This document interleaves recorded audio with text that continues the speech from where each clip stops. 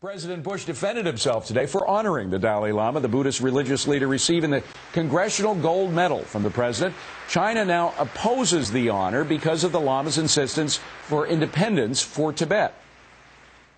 I think it's a good thing for the president to do, to recognize those who Congress has honored. And I'm looking forward to going. I told the Chinese president, President Hu, that I was going to go to the ceremony. I brought it up. And I said, I'm going because I want to honor this man. I have consistently told the Chinese that religious freedom is in their nation's interest. Well, is supporting the Dalai Lama worth straining relations with the economic powerhouse that China's become? Well, here with us now, Mike Norman of the Economic Contrarian Update, and Jim Pettikoukas from Money and Business, and Peter Schiff, author of Crash Proof. So, Peter, to you first, what do you think? Is President Bush risking something with China by doing this? Well, I doubt this specific incident is going to spark any kind of retaliation by China. But in general, in the broader scheme of things, we have to be very careful of China, because China is blowing all the air into our bubble economy. They're the ones that are supplying us with all these low-priced consumer goods that we buy, and they're loaning us all the money to pay for it. And, you know, we've got problems in the mortgage market. Imagine how much worse those problems would be if the Chinese weren't holding on to hundreds of billions of dollars worth of our mortgage-backed securities. So, Mike, according to Peter, we couldn't survive without China. Well, this is complete.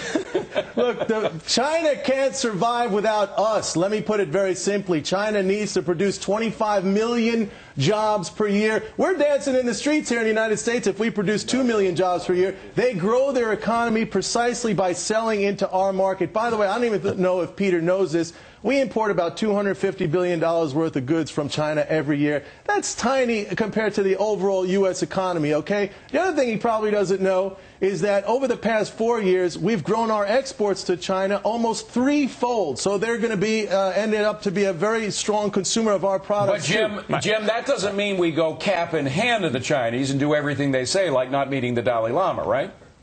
Absolutely. First of all, I think I could have done that Bill Murray monologue off the top of my head. I love you, Jim, but you couldn't. You couldn't. Trust me. Don't go there. Go ahead. China. Wouldn't have been as funny. But second of all, you know what? China does need us. The whole sort of raison d'etre for the Chinese government right now is economic growth, being able to deliver higher standards of living to their people. And if they can't do that, there's no reason for them to be in power. And for them to do that, they need the United States. They need our markets. They need to keep their economic growth at a blistering white-hot pace. No, they don't. They do not. Peter. They have. There's a billion consumers in China. They're hardworking. They don't need us at all. They can produce. If they can produce, they can consume. 700 million of those Chinese. They're not a consumer-driven economy yet. No, but there's no such thing. Our consumer-driven economy, we're going to drive it into the ground. This is a giant, bubble. We've borrowed money from the rest of the world to consume. We're a mess. They don't need us. No, that's absurd. Most countries in the developing world, such as China, have grown their economies because of the United States, because of their ability to sell their products into the United States. That's not, 700 million. Peter, wait a second. You had your chance to speak. 700 million people in China live in abject poverty, okay? So they need to change that equation. And President Bush, by the way, making this appearance with the Dalai Lama, sending a strong signal that the Chinese leaders themselves already know they have to narrow that disparity in income. They have to open up their society, which is basically run by a bunch of leaders in there and 1.3 billion people with no say in that society. Let Peter respond. Mike, Peter. The way to change that, the way for China to improve the lot of those 700 million people is to stop subsidizing our economy, but let the Chinese yuan rise. Hold on, Mike. What China needs to do is Jim, you're going to get the final word. Go ahead. All right. Go ahead, Jim. What China needs to do is keep their economy moving, move those people into the middle class, and then they will demand more freedom and become a democratic capitalist country, which is what we want. It's our greatest foreign policy goal, just about. That would be best for everybody. Let's leave it on that note. The American dream or American nightmare. Are you worried about making monthly payments in the wake of the mortgage meltdown? Treasury Secretary Hank Paulson suggesting that homeowners seek counseling, but who should you turn to? Our Shivani Joshi is here with some answers. Thanks, Dagan. Well, for hundreds of thousands of Americans out there, mortgage foreclosure isn't just a concern, it's a reality. In September alone of this year, there were over 224,000 foreclosures in the market. That's up almost 50% from last year. We're probably going to see a lot more of that. And if you are a homeowner and you are concerned you may not meet your mortgage payment, there are options out there. Foreclosure isn't the only answer. We're going to give you some tips on how to save your home.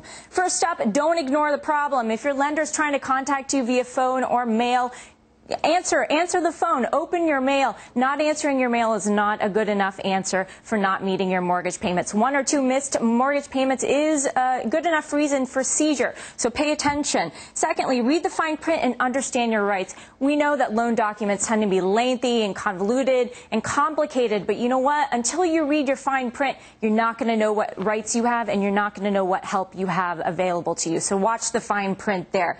Thirdly, use the assets that you do have. Now, you should talk to a financial planner first, but if you have a second home, a second car, even some jewelry you're not using, consider cashing that in to put down towards a missed mortgage payment. Fourthly, contact your lender as soon as you realize you have a problem. Now, for a lot of Americans out there, they don't know who their lender is. The person that shook their hand and said, "Congratulations, you have a new home," is probably not the person they're sending their mortgage checks to every month. So the way that you figure that out is actually look at your coupon book or your coupon payment book, or look at your statements, figure out who your lender is, and give them a call. They can be your biggest ally in case you are going to miss your payments. And lastly, if you can't work out a special payment arrangement with your lender, consider a mortgage counselor. There are lots of nonprofit organizations out there that are here to help you. You don't have to pay for them. There are a bunch of people out there and a bunch of services out there that are charging big fees to help you. You don't need to.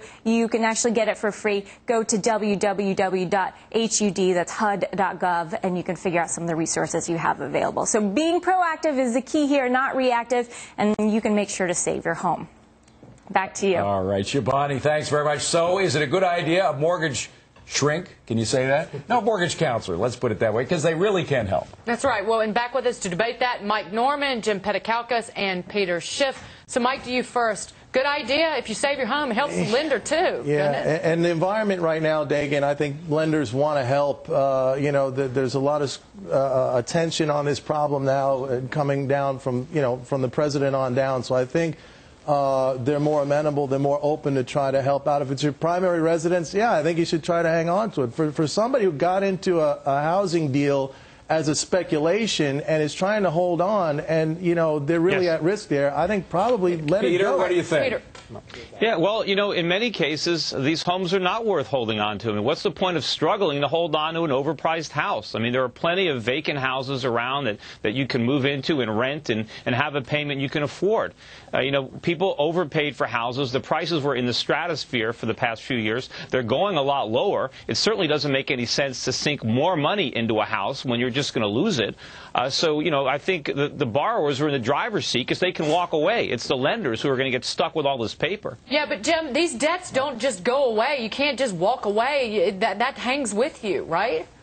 No, I mean, if you're actually concerned about having some, like, a credit history, I wasn't just on the air. Car, anything in the future. Well, yeah, you should definitely try to work things out. And this really goes to the point that when people talk about all these potential foreclosures and people losing their home, there's going to be a certain percentage, maybe a high percentage of people who are going to be able to work out these loans and stay in their houses. So the housing crisis may not be quite as bad as some people fear.